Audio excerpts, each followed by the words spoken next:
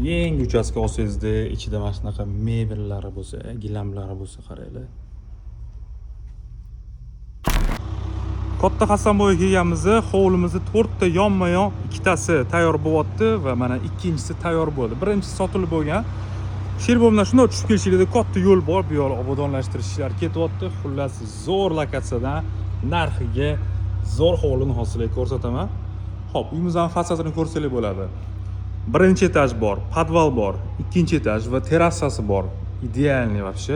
Xo'p, bu yoqda mana mashina qo'yish uchun joy bemalol. Zelený zona.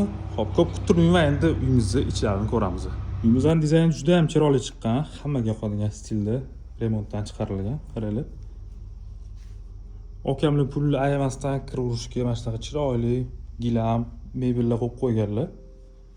Bu yoqda mягкий zona, hol qismi. Bu yoqda mana televizor uchun joyli qilingan, dekorativniy. Bunda kartinalar, dekorativniy devorlar. И mana zal qismi qaranglar. Pardaga endi отдельно baho berib ketasizlar. Zalga mana shunaqa yaxshi mebellardan olib kelib qo'yib qo'yganlar. Zo'r, gap bo'lishi mumkin emas. Juda ham chiroyli chiqqan uy. Detallarga e'tibor berganlar, eshiklar ranglarini qaranglar. Ruchkalari ham zo'rlari qo'yilgan. Xo'p, hol qismi bu yoqda birinchi etaj uchun bitta общий санузел va birinchi etaj uchun spalniy xonasi. Bu yerda ham mebellarga ham qo'yib qo'yganlar. Bu spalniy o'zining ichida отдельный санузел ham bor. Komfort zo'r. Xo'p, endi oshxonani ko'ramiz. Oshxona mebellarigacha ham qilib qo'yganlar. Zo'ra. Mana orqa hovlimiz letniy kuxnya qilingan. Bu yoqdan bemalol o'tirsanglar bo'ladi. Oshxonamiz ham katta qilingan, ostrov ham qo'shsanglar bo'ladi. Podvalga keladigan bo'lsak, uyimizning tegi to'liq podval, ochiq помещение va kotelniy xonasi ham bor podvalda. Xo'p, birinchi etajni ko'rdik, mana shunaqa hol, zal, санузел, spalniy o'zining санузел bilan oshxona va yozgi oshxonasi bo'lyapti. Qani ketdi endi ikkinchi etajni ko'rib ketamiz. Ikkinchi etajda общий xonalar soni 4 ta, санузел bo'lsa 2 ta bo'lyapti. Давайте hozir bir tushuntirib ketaman, mana shundan boshlaymiz. Bu birinchi spalniy xonamiz. Mebellari tayyor turibdi. Dizaynga e'tibor bersangiz juda ham chiroyli chiqqan. Pollarning rangi, eshiklarning rangi bir-biriga zo'r mos tushgan. Keyingi xonamiz. Bu yoqni ham xohlasangiz spalniy qilsangiz bo'ladi. O'zi plan bo'yicha bu kabinet uchun mo'ljallangan joy. Oynadan bo'lsa shundoq ko'chaga qaraydigan vid. Bu yoqda полностью obodonlashtirish ishlari ketyapti. Xudo xolasa chotki bo'ladi bu yoqlar ham. Katta zelený zonalar bo'ladi.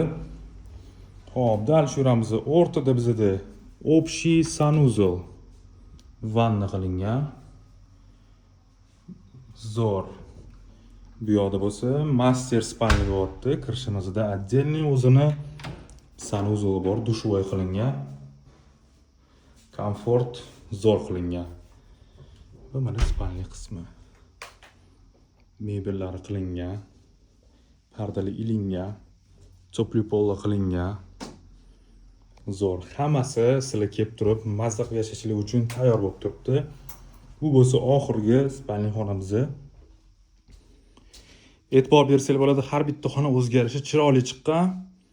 Tepada 4 ta xona bo'ldi, 2 ta санузел. Qani ketdi endi sizlar bilan terrasani ko'rib chiqamiz.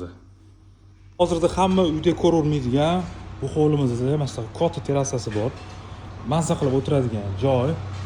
Territoriyasi ham katta qilingan va mana vid. Hozir bu yerda mana ko'rsanglar bo'ladi, полностью obodonlashtirish ishlari ketyapti. To'liq hamma zelený zona bo'lar ekan. Xullas, zo'r lokatsiya.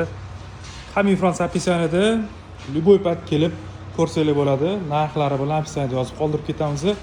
Ulgurib qolishga maslahat beraman. Bundan oldingisi ham juda ham tez sotilib ketgan. Bunisi ham xudo xohlasa tezda sotilib ketsa kerak deb o'ylayman. Bizlarni kuzatishga davom etib, rahmat. Sog' bo'linglar.